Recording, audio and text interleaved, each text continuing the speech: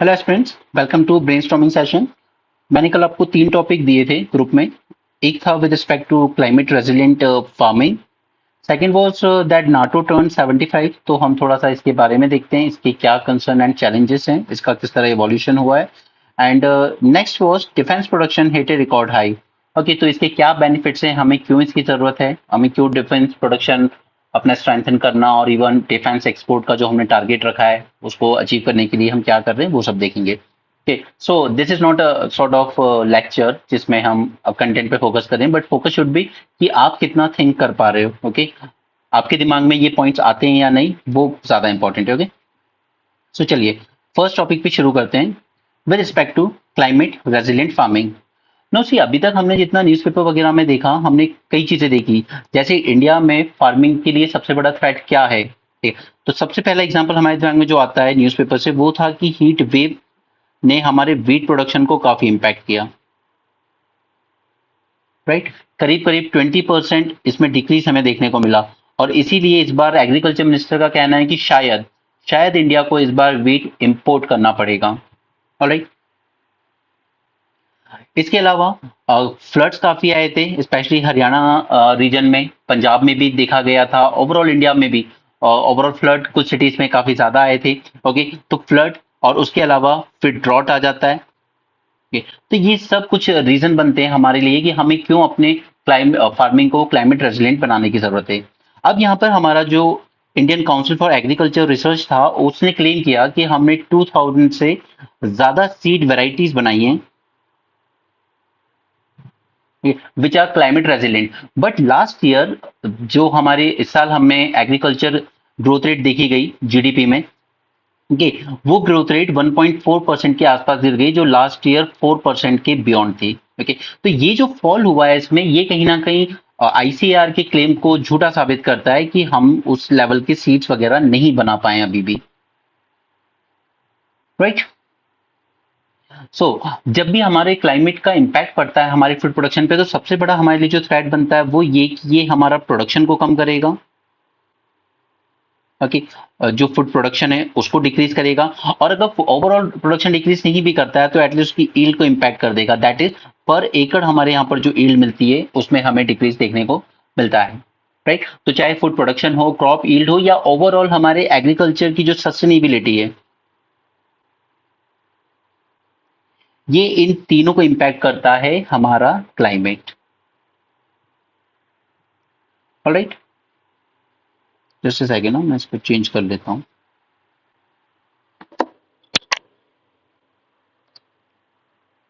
Alright, तो second thing is कि आखिर इसके हमें क्या क्या इम्पैक्ट देखने को मिलते हैं।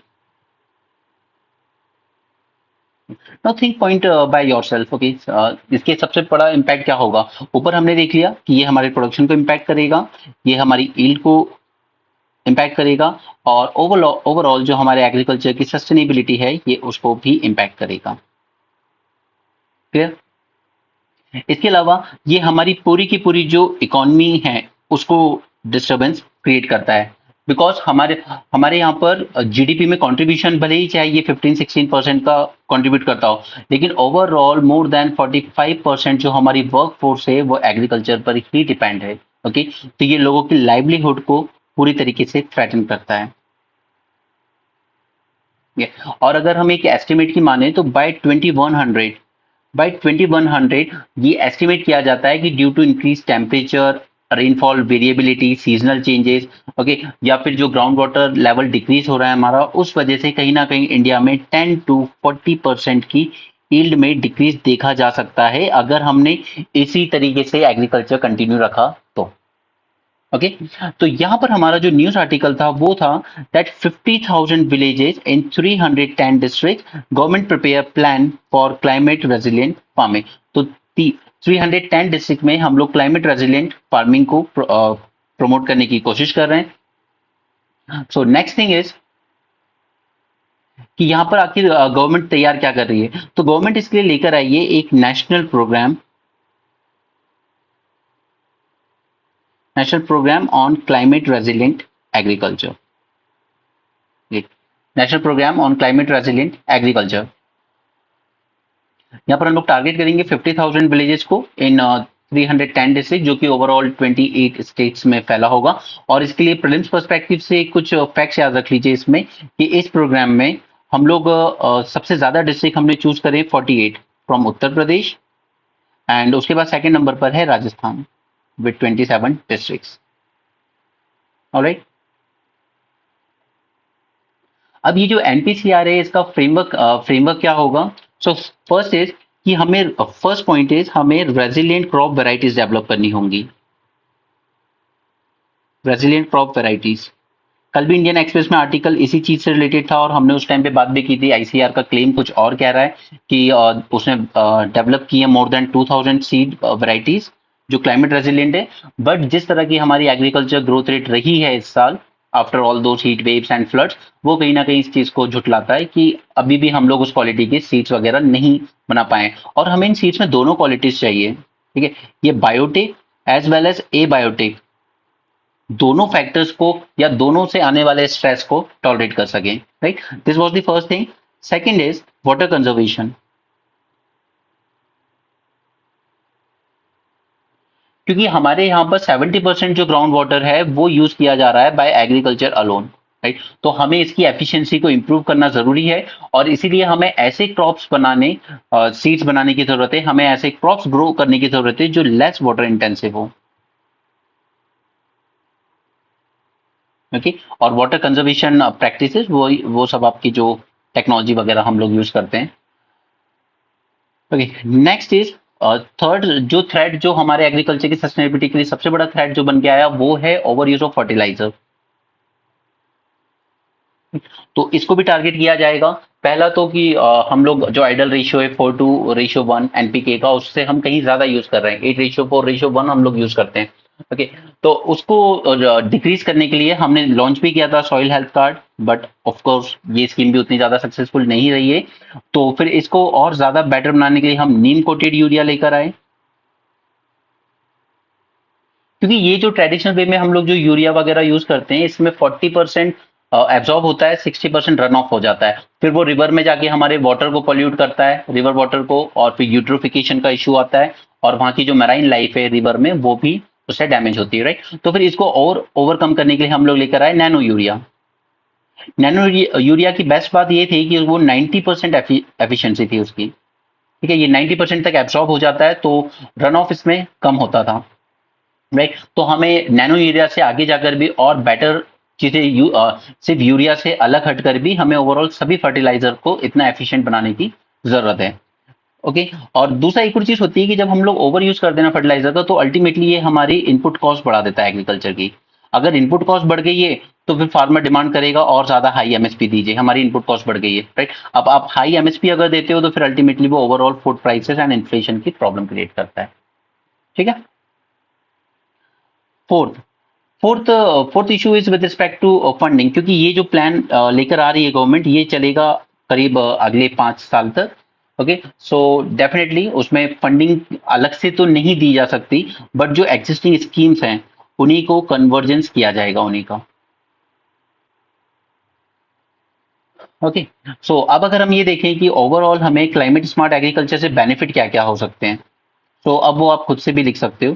क्लाइमेट स्मार्ट एग्रीकल्चर, उसके अगर हम बेनिफिट की बात करेंगे, सो फर्स्ट इज कि ये हमारी प्रोडक्टिविटी को एनहांस करने में मदद करेगा। राइट, प्रोडक्टिविटी, उसके बाद फार्मर की जो इनकम है वो एनहांस करने में मदद करेगा, क्योंकि अल्टीमेटली इनपुट कॉस्ट रिड्यूस होती है तो फिर क्या होता है, आपका प्रॉफिट मार्जिन बढ़ जाता है। हम अपने एग्रीकल्चर को और बेटर अडेप्ट कर पाएंगे, अडेप्टेशन एंड रेजिलिएंट बना पाएंगे कि किसी भी तरह की अगर स्ट्रेस आता है तो वो उसको बियर कर पाएगा। राइट, सिमिलरली हम लोग ग्रीन हाउस गैस एमिशंस को कंट्रोल कर पाएंगे यहाँ पे, क्योंकि हमारे यहाँ एग्रीकल्चर जैसे मीथेन एमिशन, राइस कल्टीवेशन में मीथेन एमिशन होता है, उस तरह एनिमल हस्बेंड्री में मीथेन एमिशन बहुत ज्यादा होता है, कि ग्रीन हाउस गैस एमिशन को भी हम कुछ हद तक रिड्यूस कर पाएंगे अगर हम बेटर सीड वेराइटीज डेवलप करते हैं, बेटर, ज्यादा climate efficient. Okay, next is हम लोग इसमें और क्या पॉइंट्स ऐड कर सकते हैं, हमारे रिसर्च एंड डेवलपमेंट को बूस्ट मिलेगा, और you can see the agriculture research and development को बूस्ट मिलेगा। जैसे आईसीआर क्लेम कर रहा है कि हम बेटर सीड वेराइटीज बनाने पे वर्क कर रहे हैं। ओके, तो ओवरऑल हमारे रिसर्च एंड डेवलपमेंट जो सिस्टम है उसको बूस्ट मिलेगा। और एक और चीज जिसकी हमें जरूरत भी है और हमें करना भी पड़ेगा वो है एक्सटेंशन सर्विसेज। क्योंकि सिर्फ चीजें बना लेने से कुछ नहीं होगा, जब तक हम उन्हें जाकर फील्ड में डेमोन्स्ट्रेट नहीं करेंगे तब तक फार्मर उतना कन्विंस नहीं होगा कि उसे अपनी कुछ कल्टीवेशन प्रैक्टिसेस को चेंज करने की जरूरत है। राइट। गवर्नमेंट स्कीम्स की अगर बात करें तो ऊपर हमने एक देखी soil soil health card. Right. Soil health card ये हमारे फर्टिलाइजर के कंजम्पशन को रिड्यूस करने में काम आती है। उसके बाद कृषि सिंचाई योजना लेकर आए ताकि ग्राउंड वाटर कम यूज करना पड़े एंड कैनाल्स के थ्रू पानी वहां तक पहुंचाया जाए। रिवर लिंकेजेस भी हो रहे हैं, स्पेशली हमारे मध्य प्रदेश में तो काफी रिवर लिंकेजेस हो रहे हैं। हमारे इधर भी कुछ फार्म्स थे जहां पर पानी बिल्कुल नहीं था, बट पार्वती नदी को जोड़ा गया काली सिंध से, तो फिर उससे थोड़ा इंप्रूवमेंट हुआ है। ऑलराइट। बस इतने पॉइंट्स काफी हैं आई थिंक हमारे लिए इस टॉपिक में। Okay, so this was the first topic. अब हम लोग चलते हैं सेकंड टॉपिक पे which is NATO.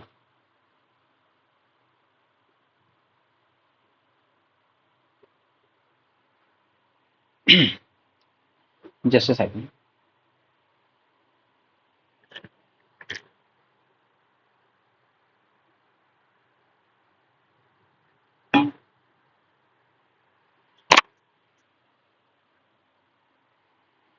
Alright.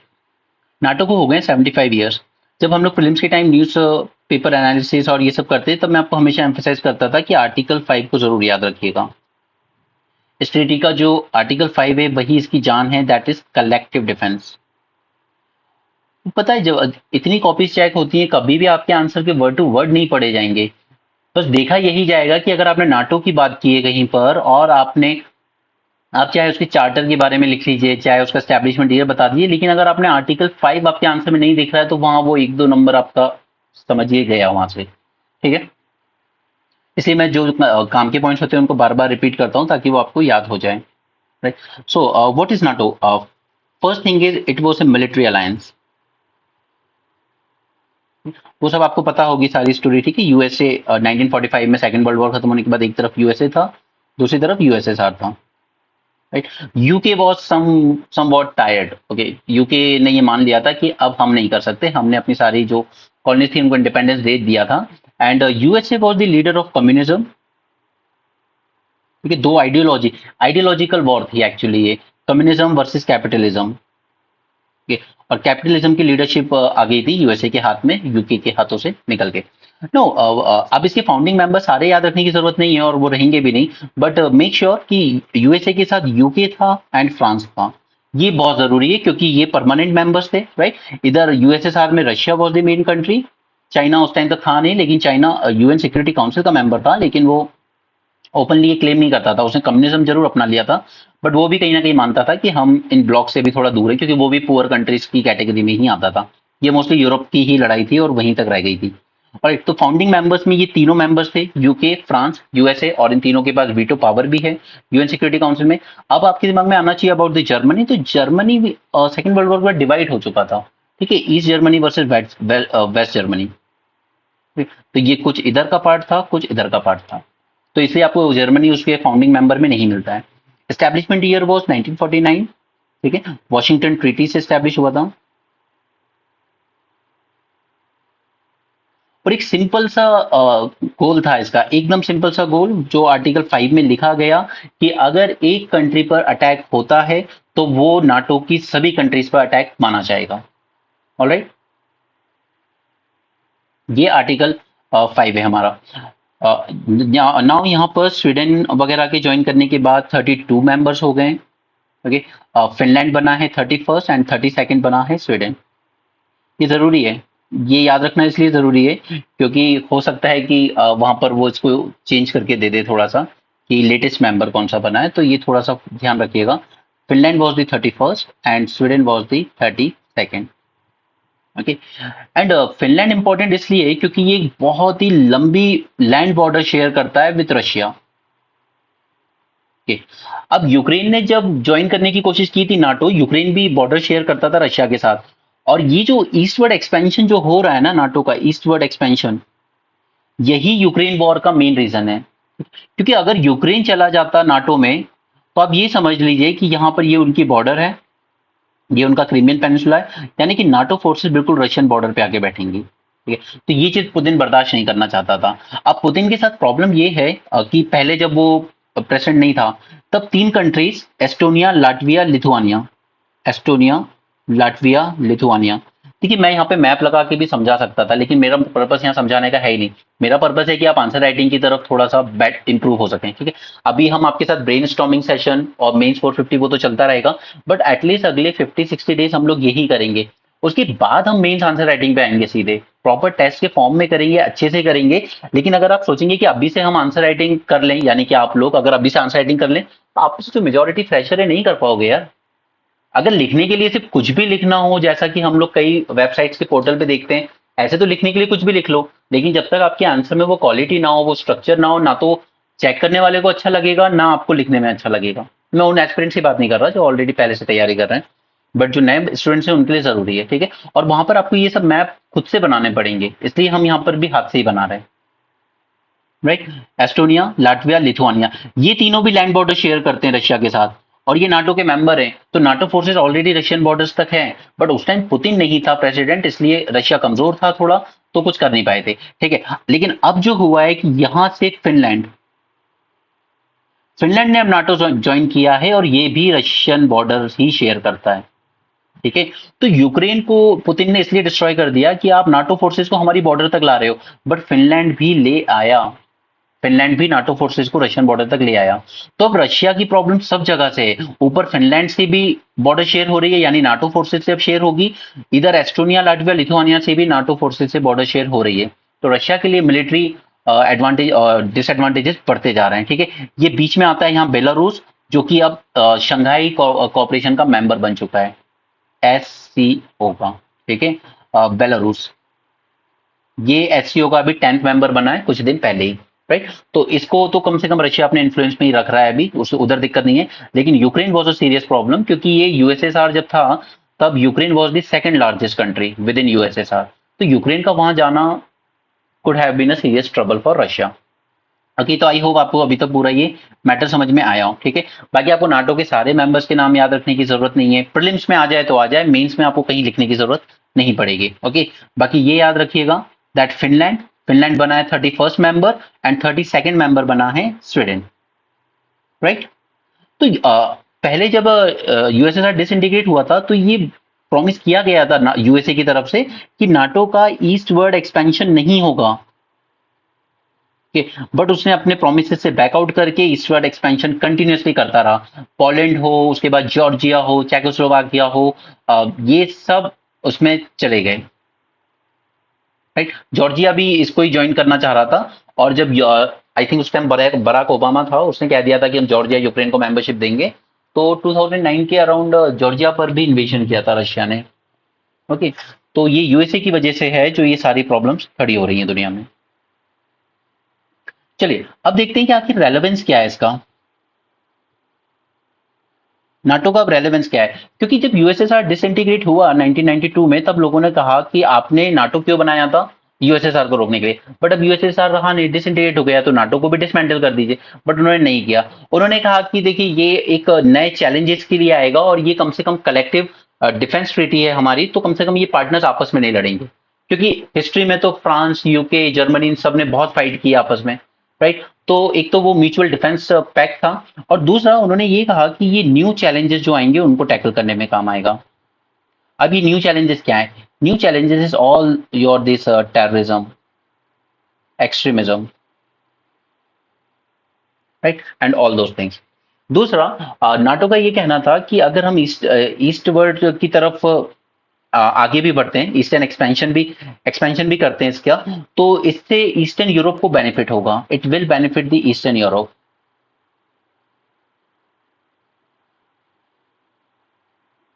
It will benefit the eastern Europe. ये जो ईस्टर्न यूरोपियन कंट्रीज थी, ये सब कम्युनिज्म के अंडर में रही है, तो इनको लगता था कि ये जो एक्सपेंशन होगा, तो इससे ईस्टर्न यूरोप में भी डेमोक्रेटिक वैल्यूज आगे, वैल्यूज एनकरेज होंगी, ठीक है, पीसफुल को एग्जिस्टेंस हो पाएगा। क्योंकि अगर सभी एक डिफेंस ट्रीटी के मेंबर हैं, तो फिर आपस में लड़ना क्या है, ठीक है, सब एक दूसरे की बॉर्डर को एक्सेप्ट कर ही रहे हैं ना, तो फिर लड़ाई की कोई वजह नहीं रह जाती, राइट। चलिए, अब इसका इसका सबसे बड़ा कंसर्न क्या है नाटो का? सबसे बड़ा कंसर्न जो बार बार मिस्टर ट्रंप इशू करते रहते हैं, वो सबसे बड़ा कंसर्न है फंडिंग।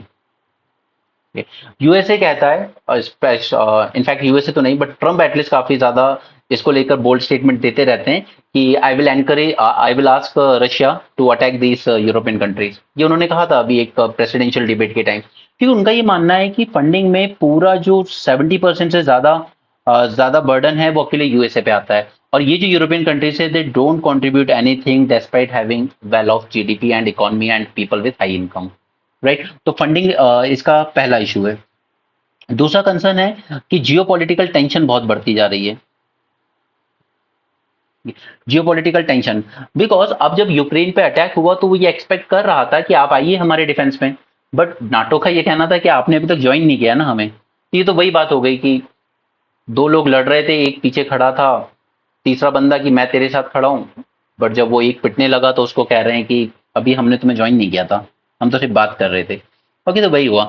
अब जियोपॉलिटिकल टेंशन में प्रॉब्लम ये है कि अब जैसे अगर किसी एक कंट्री पे अटैक होता है, राइट, और क्योंकि अभी रशिया एंड चाइना ये बहुत ज्यादा बेलिजरेंट हो रहे हैं, ठीक है, चाइना चलिए छोड़िए, उधर तो नाटो नहीं है, लेकिन रशिया, अब अगर कभी कल को हम देखें कि यहाँ फिनलैंड बॉर्डर शेयर कर रहा है, अब अगर फिनलैंड रशिया के बीच कुछ हो जाता है, ठीक है, तो फिर नाटो को यानी कि इनडायरेक्टली यूएसए और बाकी के यूरोपियन कंट्रीज भी उसमें अपने आप से खींची चली जाएंगी। राइट, तो ये जो जियोपॉलिटिकल टेंशन बढ़ती जा रही हैं, ये इसको और ज्यादा एनकरेज करेगा। नेक्स्ट, और एक और इशू है इसका, एक इशू और है, दैट इज कि कुछ कंट्रीज जो नाटो की मेंबर नहीं है, जैसे स्पेशली वेस्ट एशिया में जहां पर यूएस की उतनी अच्छी रेपुटेशन भी नहीं है, वो अपने आप इस ब्लॉक को ज्वाइन करती जा रही है, रशिया को। ओके, और रशिया और चाइना का ब्लॉक काफी स्ट्रांग बनता जा रहा है धीरे धीरे, चाहे वो ईरान हो, थोड़ा सा टर्की भी उधर टिल्ट रखता है क्योंकि टर्की ने भी अभी रशिया से S-400 मिसाइल्स खरीदी हैं। राइट, उसके अलावा सऊदी अरेबिया और टर्की दोनों लीडरशिप के लिए लड़ते रहते हैं अपने उसमें वर्ल्ड में, इस्लामिक कंट्री की लीडरशिप के लिए। ठीक है, तो सऊदी अरेबिया भी थोड़ा सा उधर टिल्ट करता है, जबकि वो यूएसए के भी काफी क्लोज रहा है पहले। नेक्स्ट कंसर्न है कि जैसे जैसे नाटो का और एक्सपेंशन होता जा रहा है, एक आर्म्स रेस शुरू होती जा रही है फिर से। जैसे रशिया और यूएसए के बीच काफी सारी ट्रीटी चलती थी अपने वेपन्स को डिसमेंटल करने के लिए, वो लगभग सारी ट्रीटीज ऑलमोस्ट एक्सपायर हो चुकी हैं अब, और उनको रिन्यू करने में कोई इंटरेस्ट दिखाया भी नहीं रशिया ने। राइट, एंड अल्टीमेटली यूरोप का जो पूरा सिक्योरिटी आर्किटेक्चर था, जो पिछले ऑलमोस्ट 75 ईयर से इंटैक्ट रखा हुआ था, ये कहीं ना कहीं अब अंडर थ्रेट आ रहा है। ओके, आज सिर्फ यूक्रेन पे अटैक हुआ है, ठीक है, और कल को ये फिनलैंड, एस्टोनिया, लाटविया, लिथुआनिया ये सब रशिया से बॉर्डर शेयर करती हैं, इधर डिस्टर्बेंसेस नहीं होंगे इसकी कोई गारंटी नहीं है। ओके, तो जो यूरोपियन सिक्योरिटी आर्किटेक्चर था, it is now under threat. और अगर ट्रंप जैसे लीडर आते हैं जो वार्निंग देते रहेंगे कि हम आपको प्रोटेक्ट नहीं करेंगे अगर आप फंडिंग नहीं दे रहे हो, तो फिर और ज्यादा प्रॉब्लम होगी।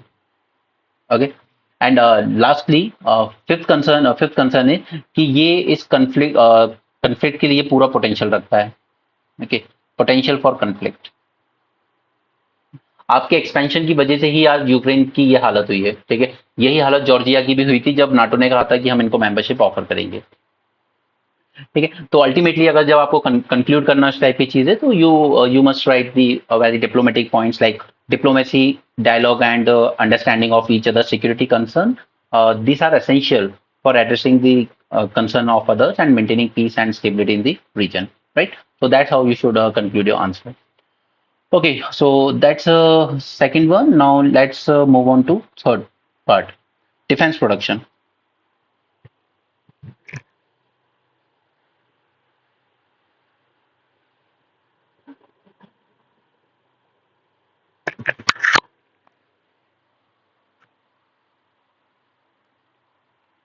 ना हमने आज की ही न्यूज़पेपर एनालिसिस में एक चीज देखी थी, जहां पे मैंने आपको बताया था कि फिलीपींस को इंडिया ने क्या सेल की है, BrahMos missiles. Okay, BrahMos missiles and launchers.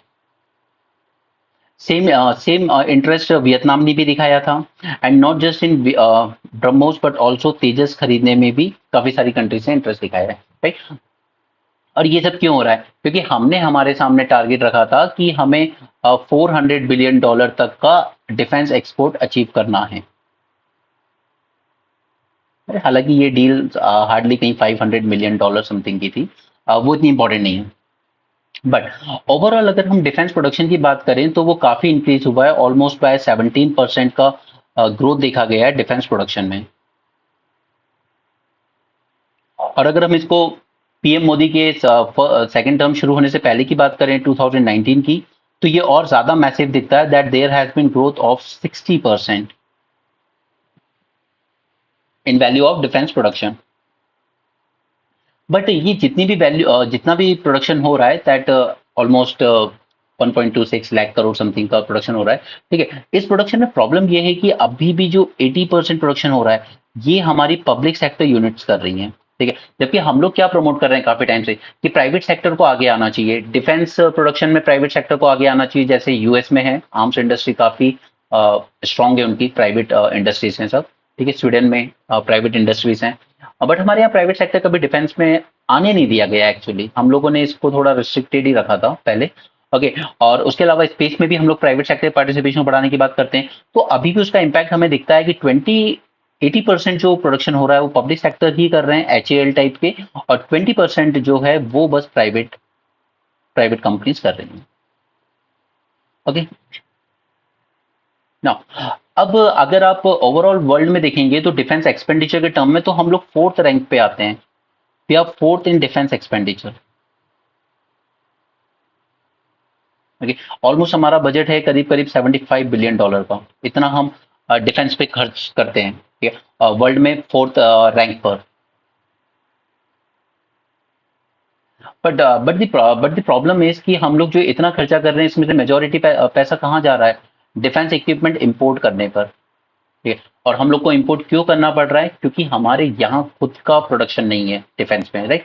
इसलिए ये सब किया गया कि हमें खुद का डोमेस्टिक डिफेंस प्रोडक्शन बढ़ाना है। तो अब उसके अगर बेनिफिट्स पूछे जाते हैं कि इसके क्या बेनिफिट होंगे, तो आप एडवांटेजेस में आप क्या लिखेंगे? फर्स्ट इज ये हमें सेल्फ रिलायंट बनाएगा। Right? ऐसा नहीं है कि इंडिया पे कोई थ्रेट है या वॉर चल रही है और उसमें हम लोगों को, जैसे कारगिल वॉर जब हुई थी तब हमें इसराइल से बराक मिसाइल लेनी पड़ी थी, राइट। कारगिल वॉर जिताने में सबसे बड़ा इंपॉर्टेंट रोल था बोफोर्स का, बोफोर्स हमने स्वीडन से ली थी, ओके। वो करप्शन वगैरह हुआ था, ठीक है। आप लोग ये आजकल मीडिया है हमारा और मोदी जी हैं वो अक्यूज करते रहते हैं कांग्रेस को। बोफोर्स स्कैंडल नहीं था, बोफोर्स वॉज स्कैंडल इन ए वे कि आपने आउटडेटेड चीजें ली हैं, इनका अब रोल नहीं है, सामने वाली कंट्रीज खुद इनको डिसमेंटल कर रही है तो आप क्यों खरीद रहे हो? ऐसा नहीं कि उसमें पैसे किसी ने अ, खराब किए थे। कुछ सवाल सिर्फ ये था उसमें कि आखिर जो चीज अब आउटडेटेड हो रही है उसे हम क्यों खरीद रहे हैं। बट वो आउटडेटेड नहीं हुई थी, 10 साल बाद कारगिल वॉर में प्रूफ हुआ कि बोफोर्स ने ही वो वॉर जिताई थी इंडिया को, राइट। तो हमें सेल्फ लैंड बनने की जरूरत है क्योंकि हमारे ऊपर थ्रेट हमेशा रहता है चाइना और पाकिस्तान का, ठीक है। दूसरा स्ट्रेटेजिक एडवांटेज, बिकॉज हम लोग इंडियन ओशन रीजन के ऊपर बैठे हैं, हमारी one of the world's largest navy है। अब जो हमारी छोटी छोटी कंट्रीज हैं आसपास की वो इंडिया को देखती है as a net security provider, तो नेट सिक्योरिटी प्रोवाइडर ही अगर 100% इम्पोर्ट डिपेंडेंट होगा तो फिर उस पर ट्रस्ट कैसे कर पाएंगे, राइट। और दूसरा स्ट्रेटेजी एडवांटेज कि हम लोग सिर्फ बायर सेलर रिलेशनशिप ही नहीं, हम लोग को प्रोडक्शन एंड को डेवलपमेंट टाइप की रिलेशनशिप भी रख सकते हैं। आज फिलीपींस हमसे खरीद रहा है ब्रह्मोस, लेकिन हो सकता है कि कल हम फिलीपींस वियतनाम के साथ मिलकर को प्रोडक्शन करें किसी मिसाइल्स का, रॉकेट लॉन्चर्स का, राइट। ताकि उनको भी ये लगे कि ये कंट्री अच्छी है, ये सिर्फ अब बिजनेस नहीं करती है बल्कि ये सही मायने में हमें स्ट्रेंथन करने में हमारी मदद कर रही है, राइट। तो वो एक स्ट्रेटेजिक एडवांटेज होगा। थर्ड इज टेक्नोलॉजिकल एडवांटेज, या आप कह लीजिए टेक्नोलॉजिकल एज। अब देखिए टेक्नोलॉजिकल किस सेंस में हम लोग बोल रहे हैं, क्योंकि जब पहले चांद पर मंगल पर मिशन भेजे जाते थे तो क्वेश्चन यही पूछा जाता था इंडिया से कि आप लोग के पास खाने को नहीं है, आप लोग के पास इतनी प्रॉब्लम्स है, आप लोग कहाँ न्यूक्लियर स्पेस और इन सब की बातें कर रहे हो। जब हमने न्यूक्लियर की नींव रखी थी 1962 में तब भी लोगों ने यही पूछा कि ये इंपोर्ट करते हैं फूड प्रोडक्शन, फूड भी अमेरिका से, and they are talking about nuclear, they are talking about space, okay. तो ऐसा नहीं था कि आज हमने मंगलयान पे अगर कुछ भेजा तो उस पर कुछ मिला नहीं तो लोगों को लगता है कि ये पैसा वेस्ट गया। वेस्ट नहीं गया। सी जब ये चीजें भेजी जाती तभी एक अगली जनरेशन देखती है कि अब हमें आगे इस लाइन में और जाना है। अगर हमने पहले कभी न्यूक्लियर में इन्वेस्ट नहीं किया होता तो हमारे पास आज इतने सारे न्यूक्लियर साइंटिस्ट नहीं होते।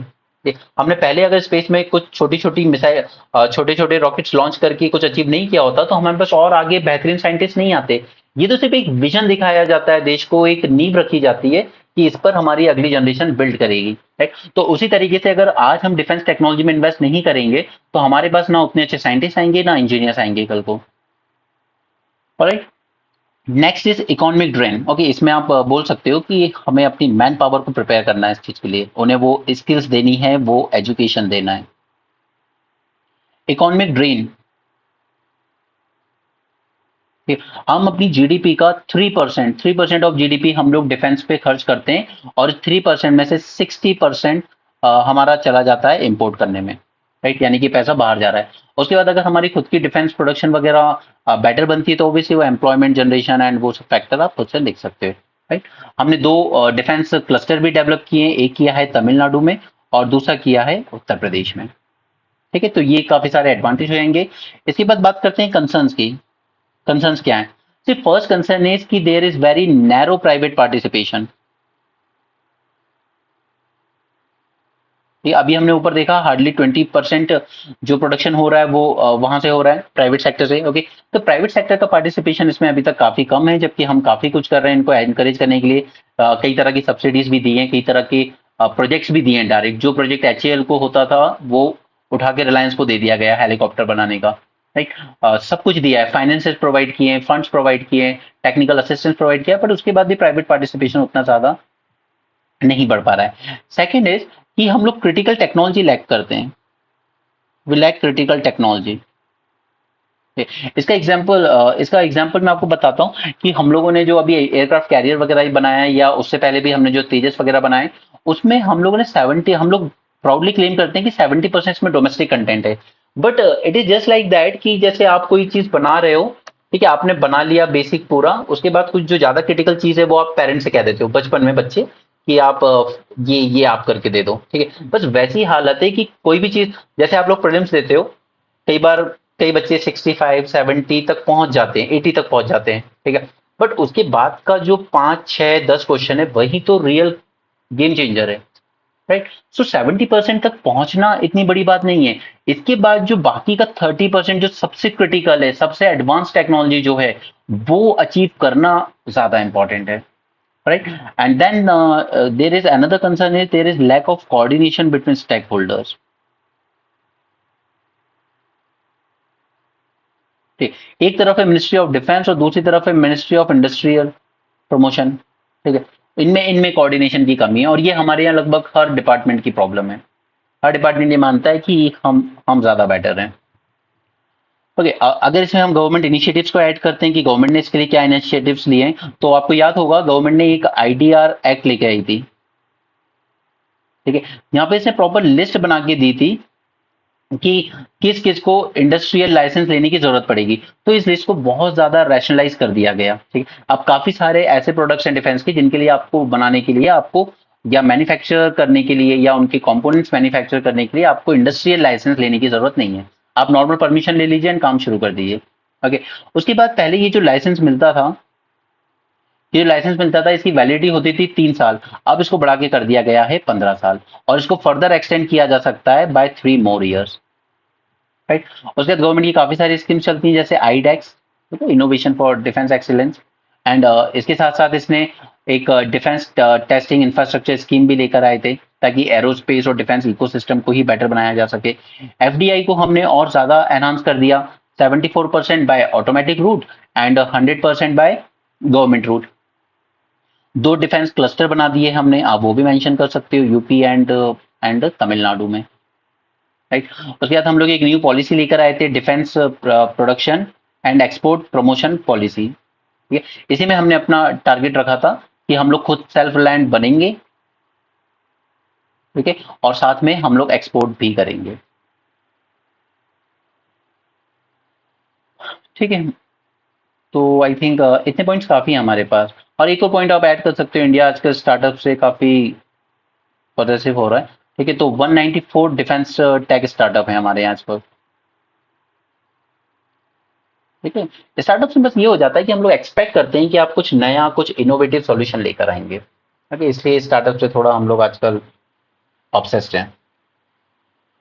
ऑलराइट, सो ये 3 टॉपिक हमने आज डिस्कस किए। सो इसके अलावा हम लोग मेंस मेंस सेशन में आज आज नहीं या शायद कल। ओके, अभी तो दो टॉपिक दूसरे करने हैं। कल हम लोग एक और चीज देखेंगे, that is high sea treaty. ये हाई सी ट्रीटी, ठीक है, या न्यूज़पेपर में भी आया था। इस पे नोट तो मैंने एप्लीकेशन पे अपलोड कर दिया था, बट इसको हम लोग इन डिटेल, क्योंकि ये मेंस में पूछे जाने की काफी पॉसिबिलिटी है, तो मैं इसको मेंस 450 में करूंगा, इधर टुनाइट और tomorrow. Okay, so that's it for this session. Thanks for joining, have a great day and keep learning.